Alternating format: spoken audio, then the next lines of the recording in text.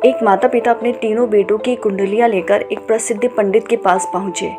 वे जान सके कि उनके तीनों बेटे में से सबसे अधिक भाग्यशाली कौन है। पंडित ने बड़ी गंभीरता से तीनों की कुंडलियां देखना शुरू की। सबसे पहले बड़े बेटे की कुंडली को ध्यानपूर्वक देखा, फिर मुस्कुराते हुए बोले, तुम्हारा बड़ा बेटा तो तुम्हारी सेवा में हमेशा तत्पर रहेगा। यह सुनकर माता पिता थोड़े संतुष्ट हुए, लेकिन उन्होंने आगे पूछा, सेवा करेगा यह तो ठीक है, लेकिन क्या यह भाग्यशाली भी है? क्या इसके जीवन में धन दौलत होगी? पंडित ने सिर हिलाते हुए कहा, नहीं, इसके भाग्य में धन संपत्ति का विशेष योग नहीं है। यह सेवा करेगा लेकिन अमीर नहीं बनेगा। अब माता पिता ने अपने दूसरे मंझले बेटे की कुंडली भी दिखाई। पंडित ने दोबारा यही कहा, उसके जीवन में भी धन की विशेष योग नहीं है। अब माता पिता ने आशा भरी निगाहों से तीसरे और सबसे छोटे बेटे की कुंडली सामने रख दी। बोले, अब इसी से हमारी उम्मीदें हैं, जरा ध्यान से बताइए कि क्या इसका भाग्य है? पंडित ने जैसे ही उसकी कुंडली देखी, उसका चेहरा प्रसन्नता से चमक उठा। उन्होंने कहा, इस बच्चे की कुंडली बहुत शुभ है। इसमें धन, वैभव और सुख संपत्ति के प्रबल योग है। यह बच्चा भाग्यशाली है और जीवन में बहुत उन्नति करेगा। इतना कहकर पंडित कुछ और ही बोलने वाले थे कि माता पिता ने बीच में ही बात काट दी।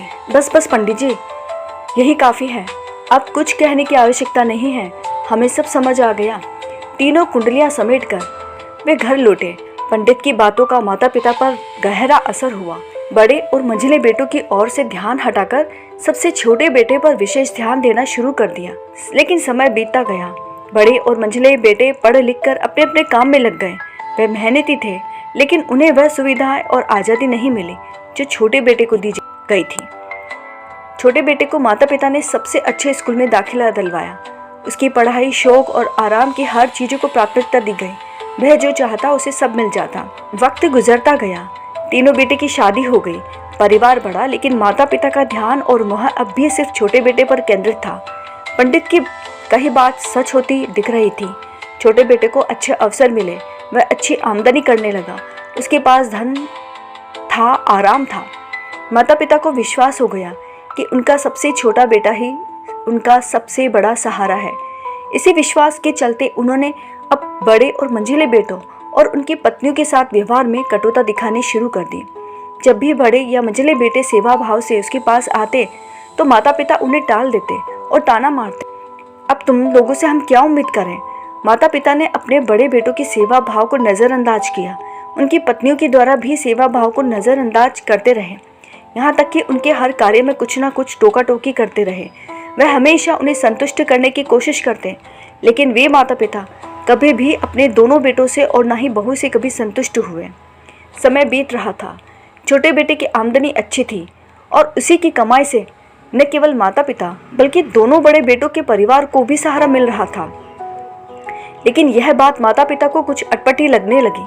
उन्होंने सोचा कि हमारा बेटा इतना सफल है, इतना कमाने वाला है, तो फिर हम क्यों ना इसके लिए एक अलग अच्छा घर बनवाएं, जहां ये और हम दोनों आराम से रह सके। इसी विचार के साथ माता पिता ने छोटे बेटे से कहा, हम और तुम साथ साथ रहेंगे, बाकी दोनों बेटों का जिम्मा अब अलग अलग रहेगा। अब ये लोग अपने अपने परिवार को संभालेंगे। छोटे बेटे को यह बात बहुत अच्छी लगी। उसके पास जो पुश्तैनी जमीनें थी उन्हें अपने हिसाब से बांट दिया।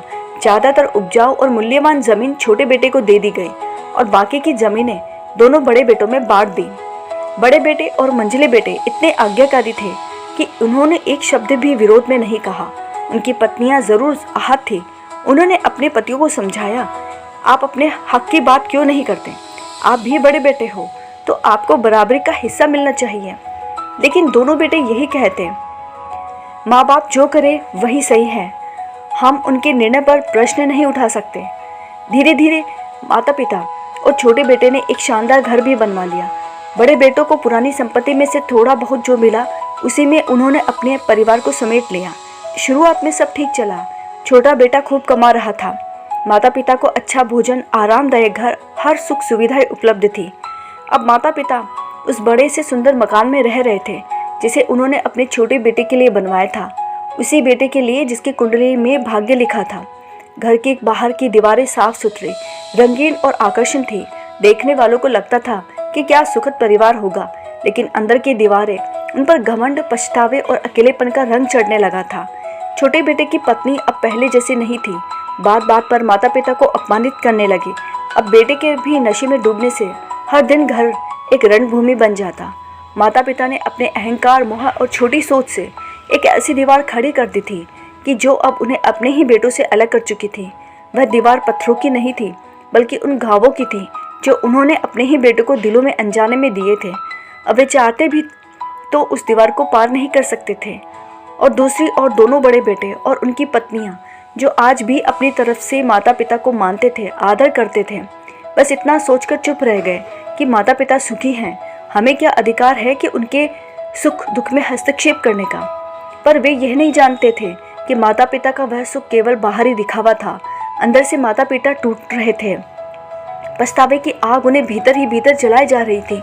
वे न चाहकर भी यह स्वीकार नहीं कर पा रहे थे कि उनसे कोई बड़ी भूल हो चुकी है। अब माता पिता की आंखें खुलने लगी थी। वे गहराई से पछता रहे थे कि हमने अपने ही हाथों अपने जीवन की शांति छीन ली।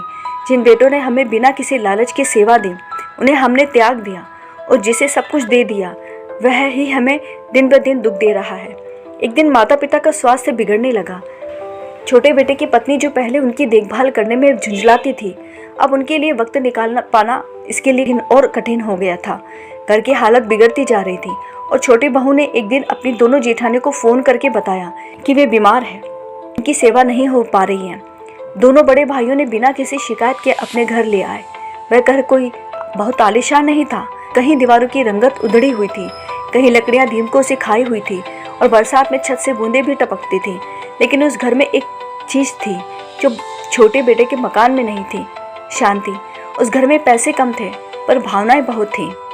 कभी खाने में 4 सब्जियां नहीं होती थी, लेकिन जो भी बनता था उसमें प्रेम की खुशबू ज़रूर होती थी।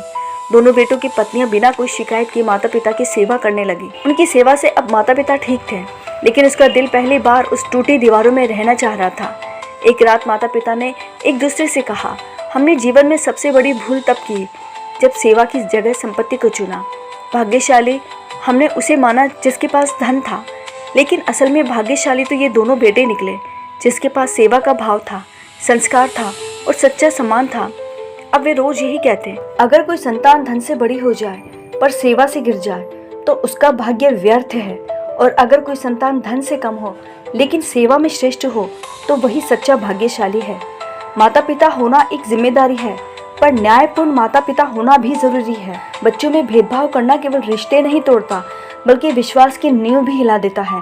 किसी एक संतान पर अधिक मोह, अधिक भरोसा या अधिक संपत्ति देना, यह उस संतान का भी भला नहीं करता और दूसरों के मन में भी स्थायी पीड़ा छोड़ देता है। जीवन में न्याय, प्रेम और समानता से बड़ा कोई कुंडली नहीं होती। जो संतान सेवा करती है वो ही सबसे भाग्यशाली होती है। ये बात किसी ग्रह नक्षत्र से नहीं, कर्म से तय होती है। हर बार बच्चे गलत नहीं होते, माता पिता भी अनजान में बड़ी गलतियां कर जाते हैं, और समय जब पलट कर आता है तब पछतावा भी किसी काम नहीं आता है। यदि आपको कहानी अच्छी लगी तो please like, share and subscribe my channel. Radhe Radhe.